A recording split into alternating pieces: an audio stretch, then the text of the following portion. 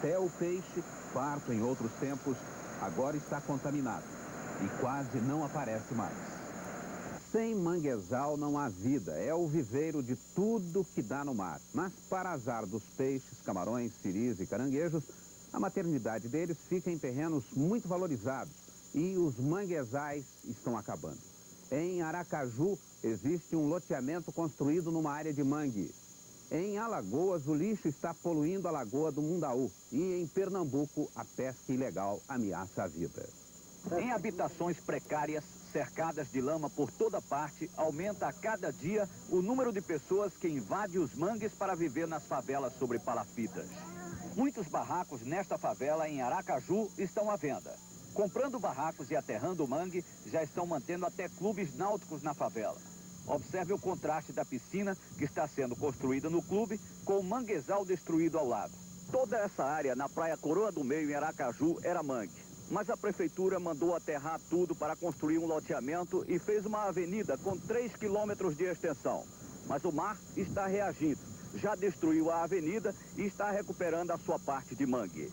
O asfalto da avenida foi arrancado. Com a força das ondas, o paredão está cedendo. E à medida que o aterro vai sendo destruído pelo mar, as árvores de mangue cortadas começam a aparecer. O pescador, que teve o mangue aterrado, agora lança sua rede na arrebentação do mar. Em Alagoas, uma das principais rodovias do estado passa por dentro do mangue. No litoral do Nordeste, muitas vezes os caminhos do progresso invadem as reservas ecológicas. É o que está para acontecer mais uma vez aqui no município de Barra de São Miguel. Toda esta área de mangue está ameaçada por uma estrada que está sendo construída pelo governo estadual que liga o Rio São Francisco à Barra de São Miguel. São 7.000 hectares de manguezal até agora preservados que podem sofrer graves alterações se a estrada não for desviada. As consequências da retirada dos mangues em Alagoas podem ser vistas na capital, em Maceió. A margem da Lagoa Mundaú foi aterrada e invadida por flagelados. Onde havia mangue, passou a ser um dos lixeiros da cidade. E o lixo jogado na Lagoa Mundaú é levado pela maré para as outras áreas de mangue. O resultado é este. A ilha do Perrechil está coberta de lixo. Em Pernambuco, a construção do Porto de Suape alterou os estuários dos rios Ipojuca, Tatuoca e Maçangana. 600 hectares de mangue foram destruídos numa área de 3.000 hectares. Mas os próprios habitantes dos mangues estão contribuindo também para a devastação, com a retirada de madeira e a pesca predatória. A utilização de redes de malha fina é um dos maiores problemas da pesca no mangue. O que você acha que deve ser feito aqui? É a classe de pescadores se organizar mais para poder preservar esse canal que está sendo poluído, desmatamento de mangue. Muitos pescadores, às vezes, alguns que vêm de fora jogam bomba, destrói os peixes grandes e as criação. Se acabar isso aqui, a população vai, bem dizer, morrer de fome. Ninguém sabe quantas espécies estão desaparecendo nos manguezais aterrados. Mas nas matas, a conta é de assustar. Há 15 anos o Brasil contava 86 animais em extinção. Agora já são 207. Na flora, a situação é pior. Nos últimos 30 anos, desapareceram 700 espécies de árvores nativas do Brasil. Terra, quem jamais te esqueceria? Chico Mendes, o nome de um brasileiro comum, o homem que amava a floresta. 1 ano e meio depois de ser morto por pistoleiros dentro de casa no Acre, Chico Mendes virou símbolo de uma causa que hoje mobiliza corações e mentes em todo o mundo. Pouco antes de morrer, Chico disse a um repórter estrangeiro: tem um compromisso moral, levar a luta adiante. Hoje, o nome do humilde líder dos seringueiros do Acre é pronunciado nas Nações Unidas como sinônimo de uma violência e uma esperança. O Programa do Meio Ambiente das Nações Unidas deu hoje um prêmio póstumo a Chico Mendes, um reconhecimento internacional ao homem que deu a vida à floresta. O cacique brasileiro Paulinho Paiacã, da tribo Caiapó, recebe um troféu da ONU pelos apelos que fez em defesa da Amazônia. Hoje, a ONU promoveu na Cidade do México um dia de festa e de alerta. Em nome do governo e do povo de México. Para o presidente do México, Carlos Salinas, a questão do meio ambiente é realmente muito simples. Se nós não nos preocuparmos com a ecologia, ele diz, não vamos ter que nos preocupar com mais nada, porque simplesmente não haverá planeta. A comemoração do Dia Mundial do Meio Ambiente na Cidade do México hoje foi um sinal de aviso para países do mundo inteiro sobre os perigos da poluição e do desrespeito ao equilíbrio ecológico. Foi uma premiação para 500 indivíduos, inclusive 6 brasileiros, gente de todo o planeta que ajuda a preservar o meio ambiente, e foi uma promessa para quem nem nasceu ainda.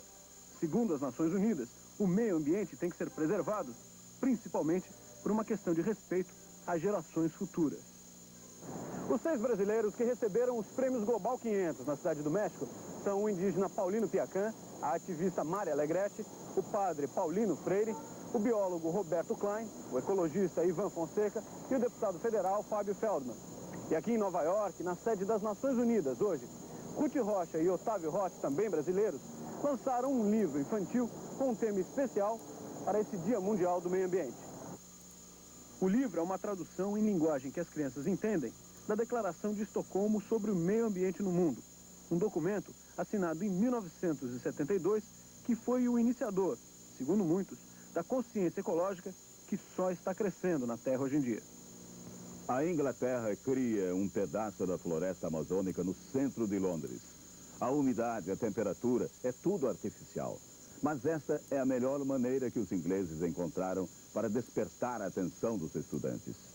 Um pedaço artificial de floresta é apenas uma das faces de uma luta que se desenvolve em terra, mar e ar. Quando há 18 anos a ONU criou o Dia Mundial do Meio Ambiente em Estocolmo, ninguém falava em efeito estufa ou camada de ozônio. Não se dava ouvidos para a Terra. Lately it's been getting worse and worse, hasn't it? You're making life hell for the others, you know. Whales, for example. De lá para cá, os militantes ecológicos, tidos como quixotes, provaram que os dragões não eram moinhos. Na última pesquisa promovida pelas Nações Unidas, cientistas de 39 países afirmaram que se até o fim do século o mundo desenvolvido continuar a emitir o mesmo volume de gases poluentes, a temperatura do planeta vai subir 3 graus e o nível do mar 60 centímetros. Um desastre de consequências imprevisíveis.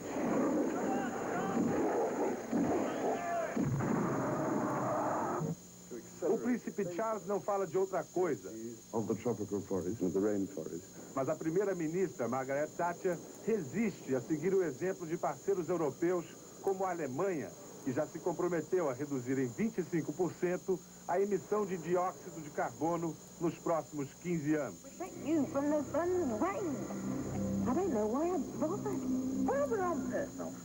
Hoje, em frente ao Ministério dos Transportes inglês, manifestantes pressionavam o governo. Na Itália, os ecologistas perderam para os caçadores. Um plebiscito para suspender a caça a aves migratórias teve o mais alto nível de abstenção da história italiana. A paixão pela caça foi maior que a consciência ecológica. O Brasil, que andava por baixo no conceito da Comunidade Verde Internacional, reverteu a pressão. O secretário do Meio Ambiente, José Lutzenberger, tem o apoio dos grupos que antes não saíam da porta da Embaixada Brasileira. Os ingleses continuam mobilizados pelas florestas tropicais, mas agora pressionam os bancos credores da dívida externa. Se a consciência ecológica é recente, o fascínio dos ingleses pela floresta tropical vem de longe, da época do Império Britânico. Hoje, as crianças inglesas vêm sentir o calor da floresta tropical úmida aqui no coração do Jardim Botânico de Londres. A estufa tem a temperatura média de quase 30 graus, no verão 40, e a umidade relativa do ar é de 95%. Não fica devendo nada a Manaus. De 4 em 4 minutos, jatos d'água mantêm a umidade alta, nos explica o menino pesquisador. Ele diz que nós sabemos como funciona a estufa, mas não a floresta. Quando crescer, ele quer encontrar as árvores no lugar e todos os mistérios a descobrir.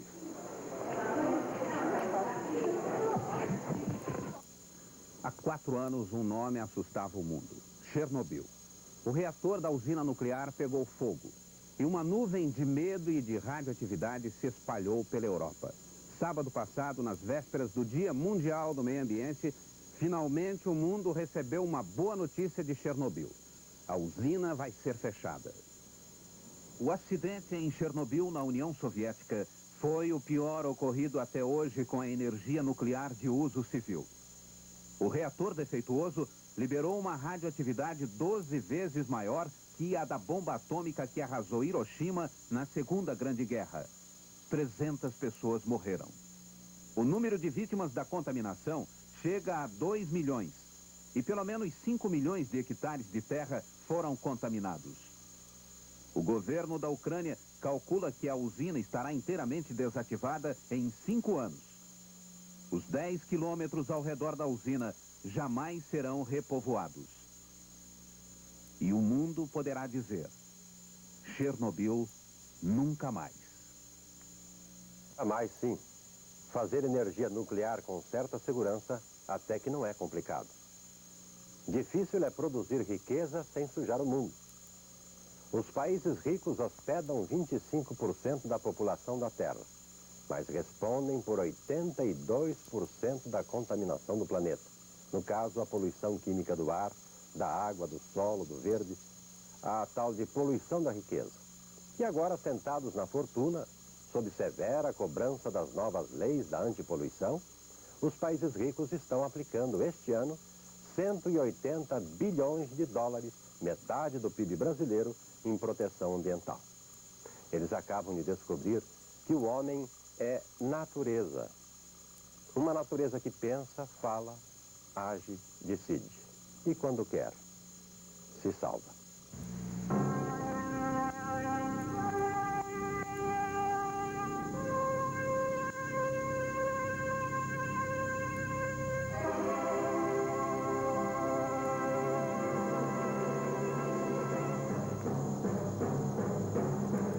Se você estivesse viajando em uma nave espacial, teria coragem de poluir a água de beber e o ar de que precisa?